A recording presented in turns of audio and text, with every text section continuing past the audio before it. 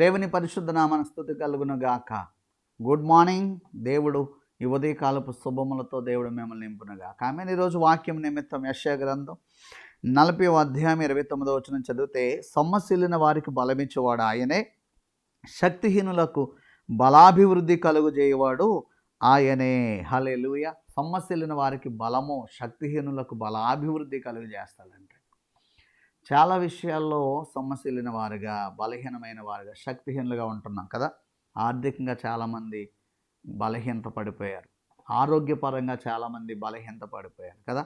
కుటుంబ సమస్యల వల్ల సొమ్మసిల్లిపోయిన అనుభవాలు. ఐఎమ్ టైర్డ్ ఆఫ్ దిస్ అంటారు. నేను అలసిపోయానండి, ఇంకా ఈ ఫ్యామిలీ విషయంలో అలసిపోయానండి, పిల్లల విషయంలో అలసిపోయానండి, ఈ ఆర్థిక ఇబ్బందుల విషయంలో అలసిపోయానండి, ఇంకా నేను నా వల్ల కాదు, అలసిపోయాను, సమస్యలిపోయాను, శక్తిహీనమైపోయాను, ఇంక నేను ఏమీ చేయలేను. కానీ దేవుడు అంటున్నాడు, బలమిచ్చేవాడిని నేనున్నాను కదా, బలాభివృద్ధి కలుగజేసేవాడిని నేనున్నాను కదా. దేవునికి స్తోత్రం చెప్దామా? హల్లెలూయా. నువ్వు నిజంగా శక్తి కోల్పోయావా? ఏమీ చేయలేని స్థితిలో ఉన్నావా? సమస్యలిపోయావా? దేవుడు అంటున్నాడు, నేను బలమిస్తాను. 82వ కీర్తన ఉంటుంది, నాకు బలమయ్యున్న, మనకు బలమయ్యున్న దేవునికి అని ఉంటుంది. మన బలమాయనండి, మన శక్తి ఆయన, మన సామర్థ్యం ఆయన, మన ధనమాయన. మనం మన బలాన్ని, మన శక్తిని నమ్ముకుంటే ఏమీ సాధించలేం. కానీ దేవుని బలాన్ని, దేవుని శక్తిని, దేవుని సామర్థ్యాన్ని మనం నమ్మితే సమస్తము సాధించగలుగుతామండి. ఎందుకంటే సాధించేది ఆయన. హల్లెలూయా. చూడండి, దావీదు పొట్టివాడిగా ఉన్నాడు, గొలియాతు చాలా ఎత్తుగా కనబడుతున్నాడు, గొలియాతు బలవంతుడిగా కనబడుతున్నాడు. దావీదుని చూసి అంటాడు, నేను కుక్కను అనుకుంటున్నావా దావీదు? ఏంటి కర్ర వేసుకుని వచ్చేస్తున్నావు అన్నాడు. అవును, నువ్వు కుక్కవే, నిన్ను చంపి నీ మాంసాన్ని గద్దలకి ఎగరేస్తానంటే, అప్పుడు గొలియాతు అంటాడు, పొట్టోడు కదా, నీకు యుద్ధ కవచం కూడా లేదు కదా, ఫస్ట్ ఛాన్స్ నీకు ఇస్తున్నా, రెండో ఛాన్స్కి ఎలాగ నువ్వు అయిపోతావు అనుకున్నాడండి. కానీ మొదటి ఛాన్స్ దావీదుకి రాగానే, యుద్ధము యెహోవాదే అని చెప్పి వడిసెలలో రాడిపెట్టి గిరగిరా తిప్పి కొట్టగా, నొసటి యందు గొలియాతుకి తగిలిన వెంటనే బోల్రంగా పడ్డాడంట. దావీదు పరిగెత్తుకుంటా వెళ్ళి వాడి కత్తి తీసి వాడి తల నరికి దేవుని మహింపరుస్తున్నాడండి. బలం ఎవరిది?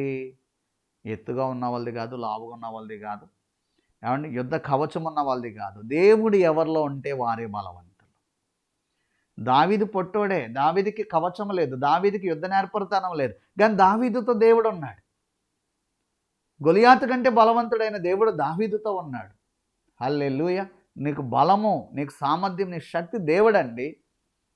నువ్వు బలహీనంగా కనబడవచ్చు దావీదులాగా, నువ్వు పొట్టిగా కనబడవచ్చు దావీదులాగా, సమస్యల ముందు గడగడ వణికిపోతూ ఉండొచ్చు, కానీ బలవంతుడైన దేవుడు నీలో ఉంటే, లోకంలో ఉన్నవానికంటే నీలో ఉన్నవాడు గొప్పవాడు.